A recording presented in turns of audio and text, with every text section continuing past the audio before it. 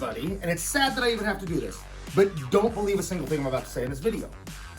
It is off the cuff, non-scripted, non-referenced. I don't have a team fact-checking me, except for maybe Facebook, and we all know how that goes. So, don't believe me. Go out, do your own research. I'm probably gonna misquote numbers. I'm probably gonna leave things out. I'm trying to take 30 years of farming information and cram it into something less than 15 minutes. So, the entire point of this series is not to believe me. It's to get you thinking and to get you to go out and doing your own research so you know what is the best decision for you. Thank you. So, I'm out in the Midwest, driving my semi-truck around, and it seems like most people I talk to around here at some point used to own a cattle ranch.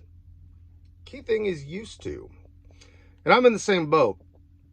Like I've said in the past, I grew up on a cattle ranch in Colorado that we don't own anymore.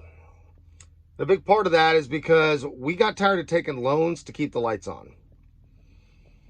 Now, even in today's market, when you've got people paying, I think I was out in New York and somebody said they were paying like $9.50 a pound for ground beef. I mean, good stuff. That's just Walmart. But yet you still have ranchers like I talked to today that are scrambling to do every kind of side business they can, making sheds, making playground equipment, selling gravel, everything they can do just to pay for their cattle operation. And here is why. So in the last decade or so, you've got four companies. It's JBS, which is owned by two brothers out in South America. Cargill, which is a British U.S. company. Tyson, which is pretty much owned by China. And the National Beef Packers Association. So those four companies control 86% of the slaughtering market. That's kind of scary. So, with those waterheads running everything, because like JBS, oh my God, JBS. The two brothers that own JBS recently got out of jail early because they got caught up in this big scandal for bribing government officials down in Brazil, I think, something like that. I mean, these are the kind of guys that, like, back in the 80s were killing nuns because they were bringing attention to what they were doing to the rainforest and things like that. And yes, like, you can look it up. Like this whole thing's called Don't Believe Me. You can go look up factual information about the fact that they killed a nun, and the math is out there that they own 80s. Well, all right. Anybody that's taken a statistics 101 class can tell you that you can make statistics read pretty close to whatever you want, but no matter how you do the math, they at least control 70% of the market.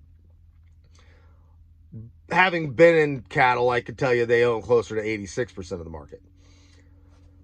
So, why would I even bring this up?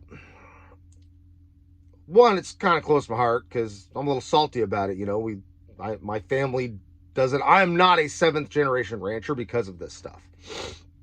Because we couldn't afford the ranch. That's why I know how to make furniture and stuff, because that's what we use to pay the bills. So if you want to support that local rancher in your area, which I would highly suggest because they're going away, you go and get 4 of your friends and you buy 2 cows a year. Now, for you and your 4 friends, that may not seem like a lot, but for that rancher, I mean, he is going to be getting what you are going to consider top dollar premium price. He's just getting something other than pennies on the dollar. Because right now, that rancher is trapped in a situation where he is almost required. Doesn't really have a choice to do anything but interact with the national beef crapshoot that's going on right now. So he has to raise his cattle. He spends 18 months of his life raising 1 baby calf. Well, probably more than that, but like to raise a cycle of calves, no matter how many he does, it's going to take him 18 months of his life that's going to be invested, 12 to 18 months of his life that's invested into raising a baby calf. That baby calf He then ends up having a semi-truck show up. They buy all of his calves at dirt cheap prices. And they will then all go to a finishing facility, a feedlot, a CAFO. So they will then sit at that feedlot. And the reason that feedlot is not going to pay premium price is because the meat packers are not going to pay premium price. That rancher might have to, like right now, you've got ranchers that are being required to sit on calves for longer than normal because the beef prices are high and the processing facilities aren't wanting to buy them. That's insane. So, yeah, the markets are good. They should be able to go out and get caught up on bills and buy a new truck and pay the kids' college fund. But they can't.